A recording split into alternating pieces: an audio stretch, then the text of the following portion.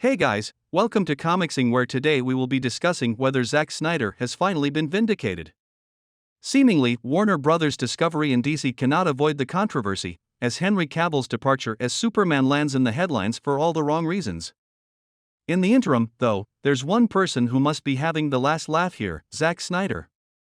The architect of what was once known as the DC Extended Universe, DCEU, kicked off his plans for a shared universe with the release of Man of Steel in 2013, which debuted Cavill as Superman. However, the less than stellar reception towards his grittier take on superheroes in Batman v Superman: Dawn of Justice resulted in the studio taking hold of the reins deep into the production cycle of Justice League. Since then, it appears as if Warner Brothers and DC have struggled to identify what they actually want to do with these characters, as direction changes more times than a dog circling for a place to lie down.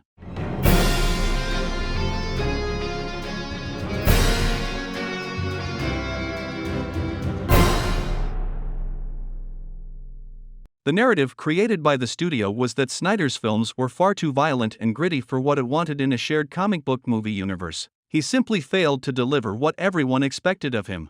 Except this is an incorrect statement. After the monumental success of the Dark Knight trilogy, the studio looked at what Marvel Studios was starting to build and wanted to get in on it. Yet, Warner Brothers knew one thing: people seemed to like Christopher Nolan's take of Batman, which was far more grounded and darker than other superhero properties. Nolan and David S. Goyer had an idea for a new Superman movie, which would become Man of Steel, but the British director wanted out of the superhero game, choosing only to stay on as an executive producer.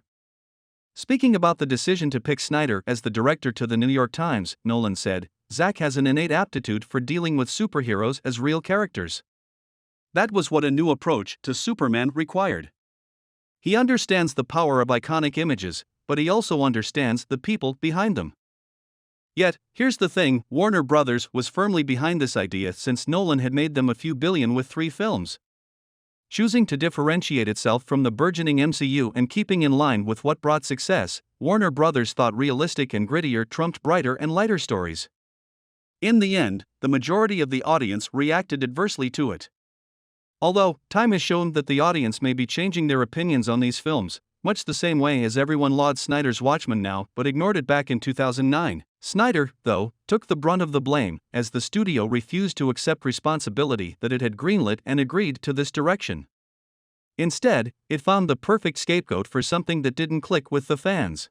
Since Snyder left the Justice League production, Warner Brothers has tried to paint a picture of a different DCU on the horizon, a well-oiled machine that has a clear path in sight.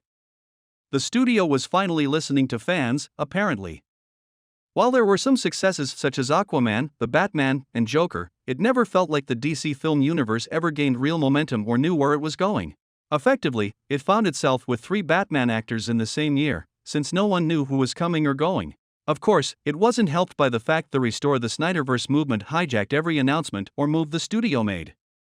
Yet, Warner Brothers also toyed with the audience here, keeping some elements of the Snyderverse while discarding others. It's only rational that fans would find a glimmer of hope in this, since there was no clear path outlined of what was actually happening.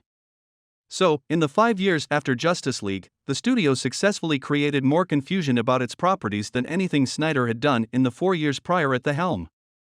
Say what you want about his films, but it appeared like he had a plan in place, while the same can't be said about Warner Brothers. Co-CEOs of DC Studios, James Gunn and Peter Safran, have a mighty job on their hands. Hired to bring continuity and cohesiveness to the studio, they have had to make tough and unpopular decisions, which included waving goodbye to Henry Cavill's Superman, who had just returned in Black Adam a few months earlier. Now, the decision to include Cavill's cameo in Black Adam does seem incredibly baffling, especially since it could have been cut altogether, but it was also before Gunn and Safran had presented their DCU plan to Warner Brothers Discovery. From the outside looking in, it appears as if DC Studios' overall plan is a great reset and to start from scratch. Considering everything that has gone wrong in the past, it's probably the wisest idea since the studio has painted itself into a corner too many times. That being said, its decisions will now be scrutinized harshly and every move will be criticized even more, as fans will undoubtedly feel resentment for losing some fan-favorite actors. Although, it appears as if Gunn and Safran are fully aware of this already. At the moment, there's no disputing that the DCU is in total turmoil. No one understands what's going on and fans feel disheartened by the lack of transparency from the studio. Everyone is biting their nails, wondering if movies that have been announced already are going ahead or if they will be cancelled any day now.